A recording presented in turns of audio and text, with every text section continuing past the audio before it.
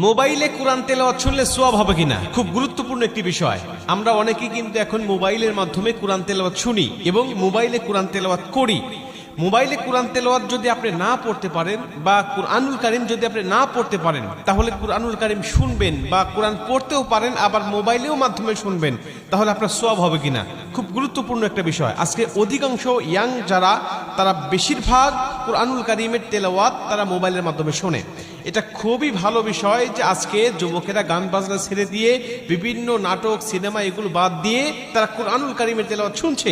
রাত্রিবেলায় কোরআন তেলাওয়াত শুনতে শুনতে অনেকেই ঘুমিয়ে যাচ্ছে। আর কোরআন তেলাওয়াত শুনলে আপনার সওয়াব হবে কিনা এ ব্যাপারে আল্লাহ পাক স্বয়ং নিজে কুরআনুল কারীমের মধ্যে উত্তর দিয়েছেন। আল্লাহ বলছেন, ওয়াইদা কুরিয়াল কুরআনু ফাসতামিউ লাহু ওয়া আনসিতু লাআল্লাকুম তুরহামুন।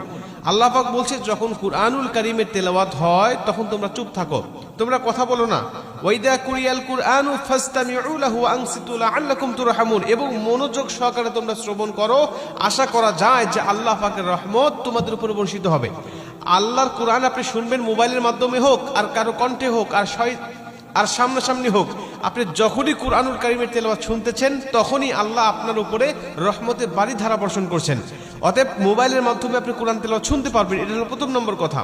দ্বিতীয় নম্বর কথা, আপনি যদি কুরআনুল কারীমের তেলাওয়াত শুনতে শুনতে ঘুমিয়ে যান বা কুরআনুল কারীমের তেলাওয়াত শুনতে শুনতে আপনি যানবাহন করছেন, চলাচল করছেন, বা কুরআনুল কারীমের তেলাওয়াত আপনি বসে বসে শুনতেছেন, এমন অবস্থায় যদি আপনার মৃত্যু হয়ে যায়, নবীজি বলছেন, আল মাউতু আলা আমালিন সালেহ, যে ব্যক্তি ভালো কাজ করারত অবস্থায় দুনিয়া থেকে বিদায় নিয়ে চলে যায়, আল্লাহ পাক তাকে জান্নাতি মরণ দেয়, জান্নাতি মৃত্যু দেয়। আমাদের মৃত্যু কখন হবে, আমাদের মরণ কখন চলে আসবে আমরা কেউ জানি না।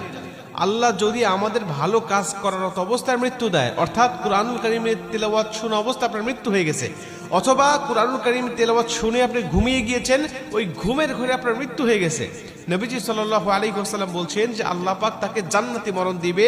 শুধুমাত্র তাকে সওয়াব নয়, বরং মরণটা জান্নাতি হয়ে যাবে। আর কোনো ব্যক্তি যদি জান্নাতি মরণ পেয়ে যায়, তার কবরে, হাসরে, মিজানে, ফুলচিরাতে কোথাও তার কোনো বাধা নাই, কোথাও তার কোনো টেনশন নাই, সরাসরি আল্লাহর 10টি পৃথিবীর সমান একটি করে জান্নাত তার জন্য অপেক্ষমান। মুসলমান ভাইরা আমার, এজন্য আল্লাহ পাকের কুরআনুল কারীমের তেলাওয়াত আপনি করবেন। যদি কুরআনুল কারীমের তেলাওয়াত করার পাশাপাশি কুরআনুল কারীমের তেলাওয়াত আপনি শুনতে চান, তাহলে অবশ্যই আপনি কুরআনুল কারীমের তেলাওয়াত আপনি শুনতে পারবেন। যদি সামনাসামনি কাউকে না পান কোরআন তেলাওয়াত শোনার জন্য, বা সামনাসামনিও আপনি শোনেন, আবার মোবাইলের মাধ্যমে আপনি শুনতে চান, তাহলে আপনি অবশ্যই শুনতে পাবেন। এতে কোনো সন্দেহ নাই, এতে কোনো সমস্যা নাই। বরং যতক্ষণ আপনি কুরআনুল কারীমের তেলাওয়াত শুনতে থাকবেন, ততক্ষণ পর্যন্ত গুনাহ থেকে বেঁচে থাকতে পারবেন। এবং যতক্ষণ কুরআন